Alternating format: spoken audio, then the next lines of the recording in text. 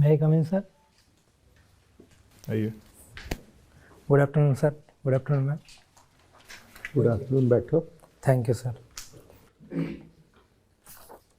मोहनलाल, अपने बारे में आप हिंदी में इंटरव्यू दे रहे हैं, इंग्लिश में? Yes, sir. हिंदी में दे रहा हूँ. हिंदी में दे रहे हैं। Yes.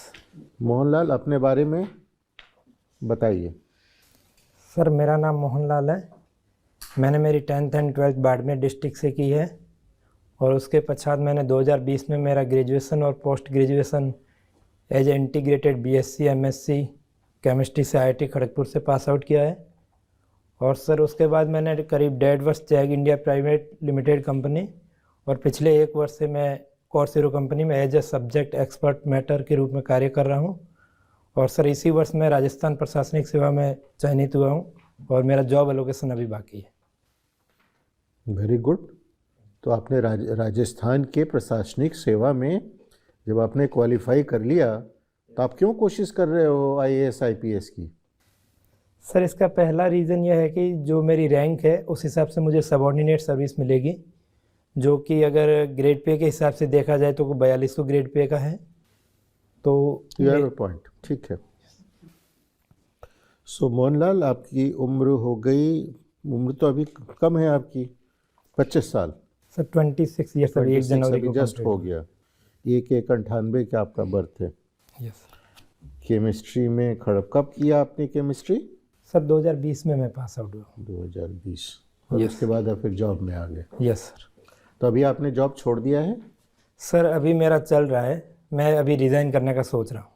ओके। Yes sir. और आपकी ऑप्शनल क्या थी? सर मेरा केमिस्ट्री है। अच्छा, केमिस्ट्री लेके आपने इम्तहान दिया। Yes sir. Very good. और आपकी प्रेफरेंसेस क्या है? सर आईएएस है फर्स्ट पे, सेकंड पे आईपीएस है, थर्ड पे आईएफएस है, फोर्थ पे आईआरएस कस्टम्स है और फिफ्थ पे आईआरएस आईटी है।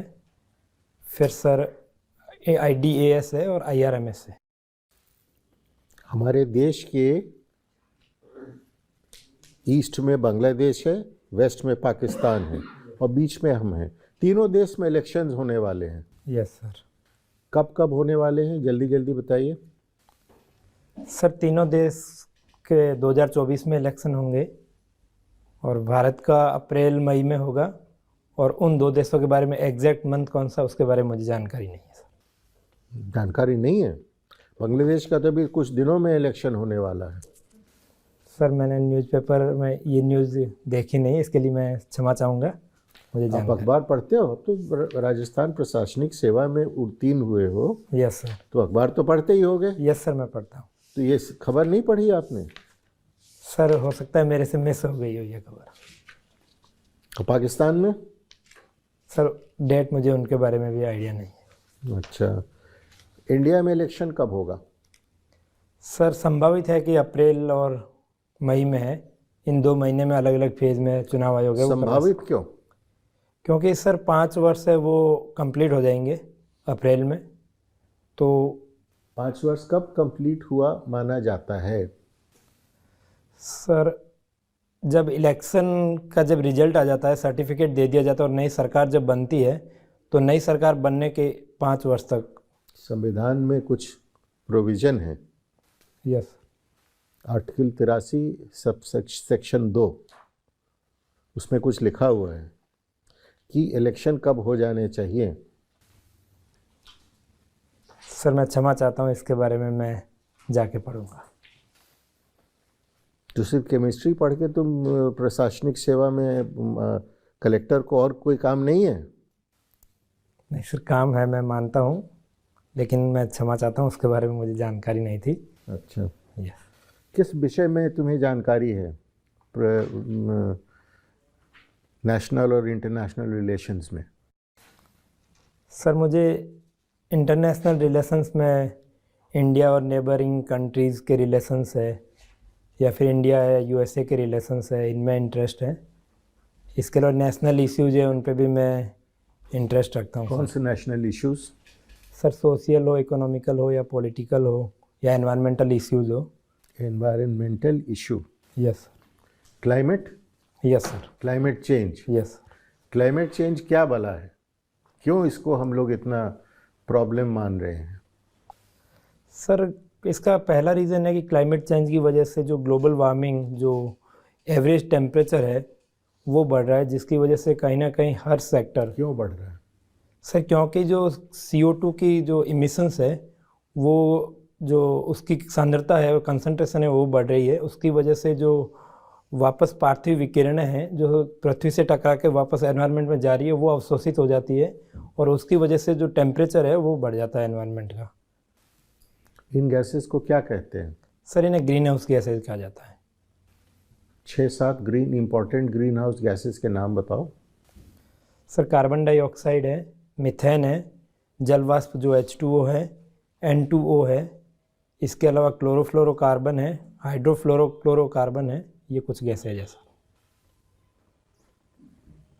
इसमें सबसे ज़्यादा इफेक्टिव नहीं, सबसे ज़्यादा नुकसान किसके द्वारा होता है?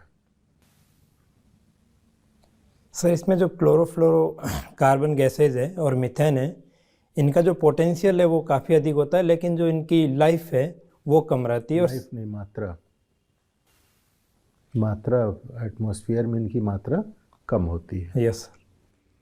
कार्बन डाइऑक्साइड की पोजीशन कितनी बढ़ गई है और इसकी वजह से कितना टेम्परेचर ऑलरेडी बढ़ चुका है? सर IPCC ने ऐसा माना है कि करीब जो प्री इंडस्ट्रियल एरा है उसके बाद से करीब इसकी सांद्रता है वो 250 से करीब 400 ppm तक पहुंच गई है, और टेम्परेचर ऐसा माना गया है करीब 1.5 से 2 डिग्री सेंटीग्रेड ऑलरेडी जो प्री इंडस्ट्रियल एरा है उससे बढ़ चुका है। 1.5? Yes sir. और 2 हो जाएगा तब क्या होगा? सर उससे ग्लेशियर पिघलेंगे, सी सरफेस का लेवल बढ़ जाएगा, एग्रीकल्चर जो इनसिक्योरिटी है, इसके अलावा जो लैंड डिग्रेडेशन है, ये सब इश्यूज अराइज होंगे। ठीक, thank you. Thank you sir. Mohanlal ji एक चीज़ बताएं, यस सर। ये धानी क्या होता है? धानी सर जो घर है उसको पश्चिमी राजस्थान में एक दूसरे से काफ़ी घर दूर होते हैं जियोग्राफिकल रीजन्स के कारण, तो उन घरों को ढानी कहा जाता है। कहीं पर बांस बोलते हैं, कहीं धानी बोलते हैं। Yes sir. तो अंतर क्या है दोनों में? सर आप बात राजस्थान के हो, Yes, अंतर sir. मुझे बताओ, आप अंतर क्या है? सर इनका पहला अंतर वही है जो जियोग्राफिकल डिस्टेंस है, एक घर से दूसरे घर के बीच में जैसे 100 मीटर 200 मीटर, तो उन्हें सामान्य ढानी कहा जाता है, और वहाँ से उसमें घर एक दूसरे के समीप में रहते हैं। सही बात है। आप ये चीज़ बताइए, यस आप को एक सर्टिफिकेट मिला है, यस आपने लिखा है कि वो SDM बारमेर से मिला है। Yes sir. इस सर्टिफिकेट के लिए आपने अप्लाई किया, आपके पिताजी ने किया, या कैसे हुआ ये, और कितने दिनों में मिला? सर अप्लाई मैंने किया, लेकिन मेरे पिताजी के नाम से सर्टिफिकेट है, और ये मुझे करीब 2 दिन में ही मुझे मिल गया था। अच्छा, जो कि इसमें कोई दिक्कत हुई मिलने में? सर ये ई-मित्र के थ्रू ऑनलाइन प्रोसेस था, तो जो डॉक्यूमेंट पहले का सर्टिफिकेट था उसके साथ में जो ज़मीनी कागजात और जो इनकम सर्टिफिकेट है वह त्वरित रूप से उन्हें प्रोवाइड करवा के, और SDM के द्वारा ई-मित्र जो फाइलिंग है उसके द्वारा त्वरित रूप से इसे जारी कर दिया गया। लेकिन क्या ये 2 दिन में सबको मिलता है?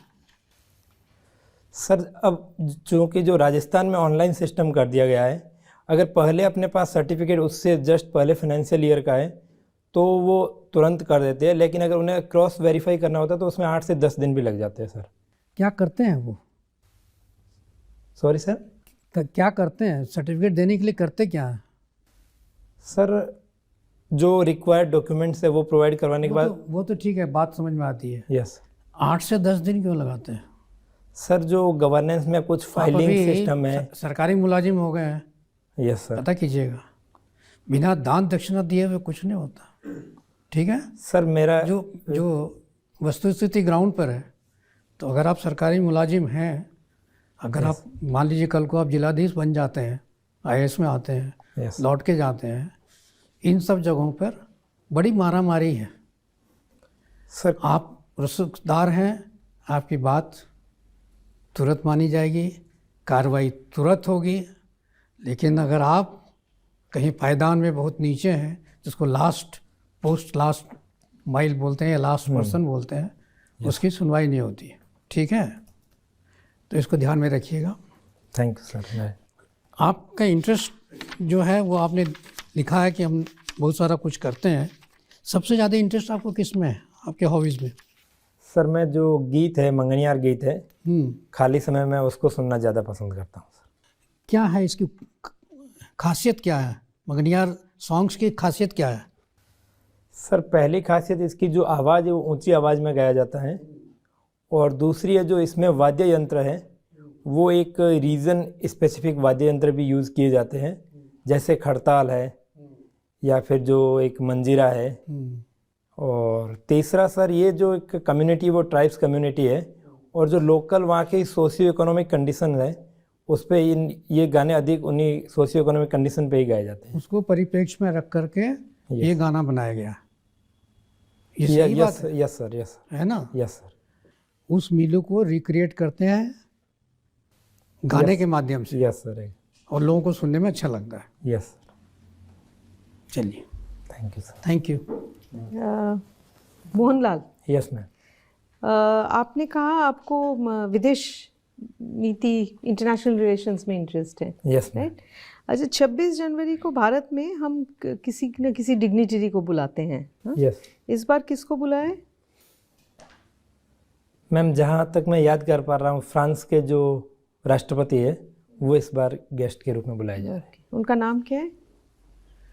Ma'am Emmanuel Macron. Okay. Yes. France का इम्पोर्टेंस क्या है भारत के साथ रिलेशनशिप का? मैम डिफेंस में भारत और फ्रांस का देखा जाए तो राफेल डील है, और इसके अलावा टेक्नोलॉजी में देखा जाए तो दोनों देश जो क्लीन टेक्नोलॉजी है उसमें इन्वेस्टमेंट फ्रांस है जो इंडिया में कर रहा है। इसके अलावा इंटरनेशनल रिलेशन पे जैसे इंटरनेशनल सोलर अलायंस है, या फिर जो अभी G20 के दौरान इंडिया मिडल ईस्ट यूरोप को इकोनॉमिक कॉरिडोर है तो उसमें भी फ्रांस पार्टिसिपेट कर रहा है। इसके अलावा डिजास्टर मैनेजमेंट में CDRA जो भारत का इनिशिएटिव है उसमें भी फ्रांस पार्टिसिपेट कर रहा है। और इकोनॉमिक पे देखा जाए तो दोनों देशों के बीच करीब $10 बिलियन से अधिक का ट्रेड भी है, और दोनों देशों के बीच में फ्री ट्रेड एग्रीमेंट पे वार्ता भी चल रही है। तो ओवरऑल मुझे लगता है कि भारत और फ्रांस के बीच में काफ़ी सकारात्मक और एक प्रगतिशील संबंध है जो एक नई ऊंचाइयों तक जा सकते हैं दोनों देश के डेमोक्रेटिक वैल्यूज़ के आधार पर भी। आपको याद है पिछले साल 26 जनवरी में कौन आए थे स्पेशल गेस्ट? मैम मैं जहाँ तक रिकॉल कर पा रहा हूँ आसियान कंट्रीज़ के जो लीडर्स थे। वो काफ़ी पहले हुआ था। अच्छा, ये बताइए हेनरी किसिंजर कौन थे? हेनरी किसिंजर, उनका नाम अभी अखबारों में बहुत आया है। हेनरी किसिंजर के बारे में नहीं पता है? हाँ, US के सेक्रेटरी ऑफ स्टेट थे। नहीं? Sorry ma'am. 71 वॉर के बारे में क्यों कहा जाता है कि 71 में जो युद्ध हुआ वो हमारे एक सबसे बड़ा डिप्लोमेटिक चैप्टर में जो सबसे अच्छा एक चैप्टर है डिप्लोमेटिक हिस्ट्री में, क्यों, क्या था ये? सर भारत ने जो पाकिस्तान को इसमें हराया था और बांग्लादेश एक नए देश के रूप में उदय हुआ। काफ़ी वेस्टर्न कंट्रीज जैसे USA के द्वारा भी काफ़ी अपोज किया गया, लेकिन भारत ने अपनी जो रणनीतिक स्वायत्ता है उसको बरकरार रखकर एक ऐसा स्टेप उठाया जिसने पूरे विश्व में भारत की जो एक डिप्लोमेटिक पावर है उसको सुदृढ़ किया। भारत के साथ कोई देश था भारत के साथ, या भारत ने अकेले ही इसको किया? मैम इसमें जो USSR था उसका भारत को सपोर्ट था, और इस युद्ध में USSR ने भारत को सपोर्ट इनडायरेक्टली किया था, लेकिन डायरेक्टली इस वॉर में इंडिया एक ही था और किसी देश का कोई डायरेक्टली सपोर्ट नहीं था। इंडो पैसिफिक ओशंस इनिशिएटिव क्या है? मैम ये इंडियन ओशियन और पैसिफिक ओशियंस की जो कंट्रीज़ है जो ना, मैं स्पेसिफिकली IPOI पूछ रही हूँ, इंडो पैसिफिक ओशंस इनिशिएटिव। ये भारत का एक इनिशिएटिव है, आपने इसके बारे में सुना है? यस मैम, जो इंडिया की जो एक सेंट्रल पावर के रूप में या जो एक नेट सिक्योरिटी प्रोवाइडर के रूप में इंडियन ओशियन और जो इंडो पैसिफिक रीजन है उसमें अपनी नेट सिक्योरिटी प्रोवाइडर के रूप में कार्य करने के लिए इनिशिएटिव स्टार्ट किया है, जिसमें सागर सिक्योरिटी है, इसके अलावा ट्रेड सिक्योरिटी है और डिफेंस है, उसमें भारत है वो लीड कर रहा है। वो तो आप इंडो पैसिफिक के बारे में कह रहे हैं। हाँ, ये है एक इनिशिएटिव जिसमें 7 पिलर्स हैं, इसके बारे में आपने सुना है? 7 अलग अलग सेक्टर्स में इनिशिएटिव है, पढ़ लीजिए। सॉरी मैम, ठीक है, मैं याद नहीं कर पा ठीक है, थैंक यू। Thank you. आपके फादर के पास 10 एकड़ इरिगेटेड लैंड है, यस सर। कौन सी फसल उगाते हैं? सर जो खरीफ में है वो बाजरा ग्वार उगाया जाता है, और रबी में इरिगेशन के द्वारा जीरा और इसबगोल उगाया जाता है। ओके, तो सिंचाई कैसे करते हैं? सर ट्यूबवेल है तो उसके द्वारा सिंचाई की जाती है। कैसे सिंचाई करते हैं? खेत में पानी भर देते हैं? नहीं सर, ड्रिप इरिगेशन है, जो बूंद बूंद सिंचाई है उसके द्वारा किया जाता है, फव्वारा पद्धति से। फव्वारा प्रगति से कि ड्रिप से? दोनों अलग हैं। सर दोनों, जैसे एक टैंक के द्वारा ड्रिप से भी किया जाता है और फव्वारा पद्धति है, वो दोनों का उपयोग करके किया जाता है। ड्रिप से कौन सी फसल करते हो? सर अरंडी है, उसको उगाया जाता है ड्रिप से। अच्छा, और उसी खेत में फिर? सर जो खेत का कुछ पार्ट है उसमें अरंडी है, वो ड्रिप इरिगेशन से उगाया जाता है, और बाकी जो पाइप और फव्वारा है उससे जीरा और इसबगोल उगाया जाता है, और कभी कभार मेथी है, ऐसी। अगर ऊंचा नीचा है तो कौन सी सिंचाई प्रणाली यूज़ करनी चाहिए? सर जो फव्वारा पद्धति है वो ज़्यादा बेटर है। ड्रिप के द्वारा जो पानी का लेवल है वो एक समान नहीं रह पाएगा, तो फव्वारा पद्धति है वो ज़्यादा बेटर है। आपने खेत तालाब के बारे में सुना? यस। तो खेत तालाब के क्या प्लस हैं, क्या माइनस हैं? सर जो खेत तालाब है वो प्लस है कि एक नेचुरल वाटर कंजर्वेशन सिस्टम है, दूसरा है एक नेचुरल इरिगेशन सिस्टम प्रोवाइड कर सकता है, जो कि फार्मर इनकम स्टेबिलिटी है उसको बढ़ा सकता है। इसके अलावा जो करते क्या हैं खेत तालाब में, करते क्या हैं? सर जो नेचुरल कंजर्वेशन है, जैसे खडीन है, या फिर जो छोटे छोटे जो नाले बनाए जाते हैं उसके द्वारा पानी का कंजर्वेशन किया जाता है खेत तालाब में। मतलब? जो वाटर कंजर्वेशन है, जिसे सामान्यतः खेतों में जैसे छोटे एनीकेट बांध बनाए जाते हैं, तो उन्हें सामान्यतः, जहाँ तक मैं समझ पा रहा हूँ, उन्हें खेत तालाब बोला जाता है। हाँ, खेत में ही छोटा सा हिस्सा तालाब का कर लिया, यस। उसमें पानी स्टोर कर लिया, है ना? गहरा भी हो सकता है, खड्डा भी हो सकता है। यस सर, जो गहरे होते हैं उन्हें टाँका बोला जाता है, सामान्यतः जो कम साइज का रहता है। तो आपके खेत में है खेत तालाब? टाँके बनाए गए हैं, और जो छोटी जो एक डिग्गी बोला जाता है वाटर कंजर्वेशन के लिए, वो भी बनाई गई है। अच्छा, तो इन सब के उपयोग से कितना प्रतिशत जल बच जाता है? सर जो स्टडीज़ है उससे ऐसा माना जाता है कि 60 से 70% जल है वो इन जो माइक्रो इरिगेशन सिस्टम है उससे बचाया जा सकता है। तो आपको लगता है कि ये कार्य करने योग्य है? सर ये जो है जल संरक्षण है उसके लिए एक बेहतर कदम है, जो कृषि में संधारणीयता और कृषि में जो एक सततता है वो भी बनाए रखता है। सर तो जो आप ब्यूरोक्रेट हो, मान लो किसी इलाके में जाते हो, आपके राजस्थान में ही हुआ है, यस। जहाँ पर जब राजस्थान नहर आ गई, उसमें पानी आ गया, यस। तो वहाँ के इलाके में क्या समस्या आई है? सर जो इंदिरा गांधी नहर आई है वहाँ जो सैम की समस्या है, भूमि का लवणीकरण है, वो काफ़ी बड़े स्तर पर हुआ है, तो लैंड डिग्रेडेशन है वो काफ़ी बड़ी समस्या है। इसके अलावा इसके अगर फ़ायदे भी हुए, जैसे मरुस्थलीकरण को रोकने में भी कहीं ना कहीं ये हेल्पफुल भी है। तो ये लैंड जो है वो सैलिनेशन हो गया। यस। अब इसका क्या किया जाए? अब एक समस्या और खड़ी हो गई है। सर इसके लिए जैसे जिप्सम का प्रयोग है वो किया जा रहा है।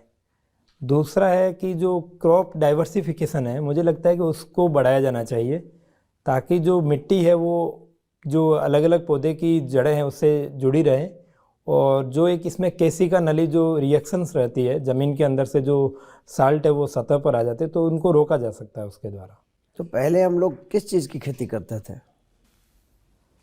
सर जो इंदिरा गांधी जो रीजन है उसमें पहले तो जो मोटे अनाज है, मिलेट्स है, उनकी खेती की जाती थी, लेकिन अभी इरिगेशन सिस्टम आने के बाद वहाँ पर जो चना है या फिर गेहूँ है, इनकी बड़े स्तर पर खेती की जाती है ना? तो ये हमारे देश में ये बीमारी आई कहाँ से कि गेहूँ और धान इतना फैल गया? इसके लिए जिम्मेवार कौन है? सर मुझे लगता है कि जो ग्रीन रिवॉल्यूशन स्टार्ट हुआ था उसमें इन फसलों के काफ़ी हाई वैरायटी यील्ड्स जो बीज है वो किसानों को दिए गए थे, और बड़े स्तर पर बड़े ये जो गेहूं है, धान की खेती है, उसको बढ़ावा दिया गया था, जिसकी वजह से कहीं ना कहीं अगर देखा जाए तो मिलेट्स है उनको भी, उनकी भी जो प्रोडक्शन है वो प्रभावित हुआ है, दाल का प्रोडक्शन भी प्रभावित हुआ है। तो मिले जो ग्रीन रिवॉल्यूशन है वो कारण रहा है, लेकिन कुछ इसके काफ़ी सकारात्मक इफेक्ट्स भी रहे हैं, जैसे भारत खाद्यान्न में आत्मनिर्भर भी बन गया है। ओके, आप केमिकल इंडस्ट्री से जुड़े हुए हैं, यस। क्या? तो केमिकल इंडस्ट्री का एक मेन प्रोडक्ट था प्लास्टिक। यस। तो आपको क्या लगता है, प्लास्टिक मानव के लिए अभिशाप है कि वरदान है? सर मुझे लगता है कि एक जब शुरुआती स्टेज में था तब एक वरदान की तरह लग रहा था, क्योंकि इसकी जो इनपुट कॉस्ट है वो काफ़ी कम थी और अफोर्डेबिलिटी के साथ साथ जो वहनीयता और जो लगातार इसमें जो एक ट्रांसपोर्टेशन था वो काफ़ी कम था। लेकिन वर्तमान में जो जैसे जैसे माइक्रोप्लास्टिक्स के जो नैनो पार्टिकल्स है वो समुद्र में हो या फिर फूड जो जाल है उसमें प्रवेश कर गए हैं, तो अभी जो प्लास्टिक है वो एक अभिशाप बनता जा रहा है। और सरकार मुझे लगता है कि जैसे सिंगल यूज जो प्लास्टिक है उस पर बैन करने पर भी विचार कर रही है, तो मुझे लगता है कि इस अभिशाप को पुनः वरदान में बदला जा सकता है। सिंगल यूज को तो बंद कर चुकी है। सर उसमें कुछ रिलैक्सेशन अभी भी है, कुछ जैसे जो छोटे जो MSME सेक्टर है उनमें कुछ रिलैक्सेशंस है। मुझे लगता है कि कम्प्लीटली अगर बैन किया जाए तो कहीं ना कहीं सिंगल यूज प्लास्टिक को बैन करने से एक जो प्लास्टिक से समस्या उभरी है वो एक ख़त्म हो सकती है। सर एक ऐसा प्लास्टिक भी आया है जिसमें उन्होंने कुछ और मॉलिक्यूल इंट्रोड्यूस कर दिया है, वो अपने आप 5-6 महीने में पानी के साथ जुड़ करके ख़त्म हो जाता है। कौन सा है? सर उसका एग्जैक्ट नाम मुझे याद नहीं, लेकिन बायोडिग्रेडेबल जो प्लास्टिक है वो अभी जो शुरुआती स्टेज में बन रहे हैं, लेकिन मार्केट में अभी तक इनकी अवेलेबिलिटी नहीं है। सर नहीं, मार्केट में खूब अवेलेबल है। सर जो बात तो नहीं है। उसमें क्या केमिकली क्या किया उसमें? सर जो रिएक्शंस जो एक चैन रिएक्शन रहती है, जो रेडिकल फ्री रेडिकल रिएक्शंस रहती है, उस रिएक्शन को तोड़ने के लिए जो एक बिल्डिंग मटेरियल रहता है जो रिएक्शंस को स्टॉप कर दे, तो उसको ऐड किया गया है। लेकिन उसका नाम क्या है उसके बारे में मुझे जानकारी नहीं है, प्रोसीजर है वो मैम सर मुझे पता है। उसमें स्टार्च के मॉलिक्यूल की एक डाल दी गई है लड़ी। Thank you sir. ठीक है, प्रतीक जी।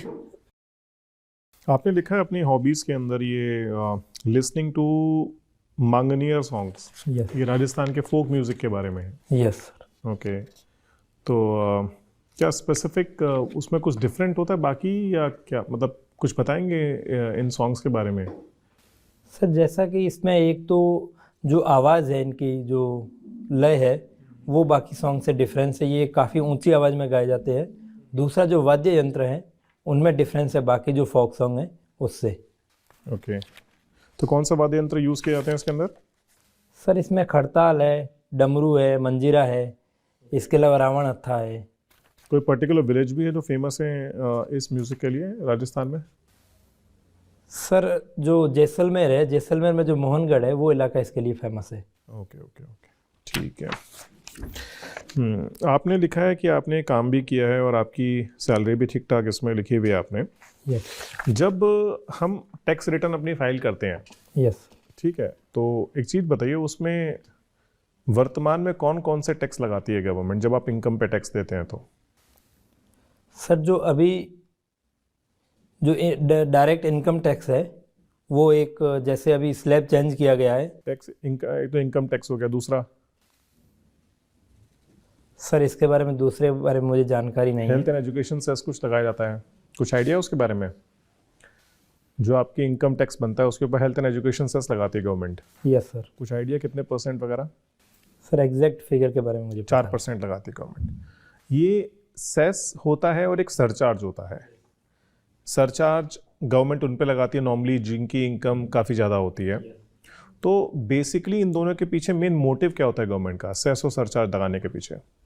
सर सेस लगाने का उद्देश्य रहता है कि किसी एक विशिष्ट उद्देश्य हो, स्पेसिफिक रीज़न हो, उसको फुलफिल करने के लिए लगाया जाता है। यानी कि हेल्थ एंड एजुकेशन सेस जो लगाया है वो हेल्थ एंड एजुकेशन के लिए लगाया गया। Yes. तो आपको कुछ आइडिया है गवर्नमेंट को इससे कितनी आमदनी होती है एक साल में वर्तमान में? सर इसके बारे में मुझे एग्जैक्ट फिगर पता नहीं है। और सरचार्ज के बारे में कुछ आइडिया हो? सरचार्ज किसी एक स्पेसिफिक उद्देश्य के लिए नहीं रहता है, और वो जो फंड रहता है वो भारत के जो डिवाइडेबल जो फंड है उसमें भी नहीं रहता है, सीधा केंद्र सरकार के। बट वो आपका इनइक्वालिटीज कम करने के लिए लगाया जाता है, क्योंकि अमीर पे लगाया जाता है जिससे उससे ज़्यादा पैसे लिया जा सके, और वो जो गरीब हैं, बिलो पॉवर्टी लाइन है, उनके लिए लगाया, Yes. मतलब यूज़ किया जा सके। यस तो उसके बारे में आइडिया है गवर्नमेंट को कितनी आमदनी होती है उससे? सर, मैं क्षमा चाहूँगा, एग्जैक्ट फिगर के बारे में मुझे पता नहीं। ठीक है, आपको लगता है उस पैसे का ठीक से इस्तेमाल होता है? क्योंकि अगर मैं आपको बताऊं तो सरचार्ज से गवर्नमेंट को 1 लाख करोड़ से ज़्यादा की आमदनी होती है और एन एवरेज देखा जाए तो हर साल, बट फिर भी देखेंगे कि ज़्यादा कुछ फ़र्क देखने को मिलता नहीं है हमें। सर, मुझे लगता है कि जो सरकार के पास जो भी रेवेन्यूज़ आता है वो लोक कल्याणकारी या सरकार का जो इंफ्रास्ट्रक्चर डेवलपमेंट है उन सभी में एक फार्मूले के तहत ही जो इन्वेस्टमेंट है वो होता है। तो ये एक जनरल आंसर है, मैं आपसे ये पूछ रहा हूँ कि वो पैसे का इस्तेमाल ठीक होता है या नहीं होता है, उससे आपको फ़र्क देखने को मिला है या नहीं मिला है। अच्छा, राजस्थान में एजुकेशन सिस्टम के बारे में आपकी क्या राय है? मतलब क्या कुछ डेवलपमेंट हुई है या अभी भी इंफ्रास्ट्रक्चर वाइज या क्वालिटी ऑफ एजुकेशन के बारे में बात करें तो बहुत बेहतरीन नहीं है?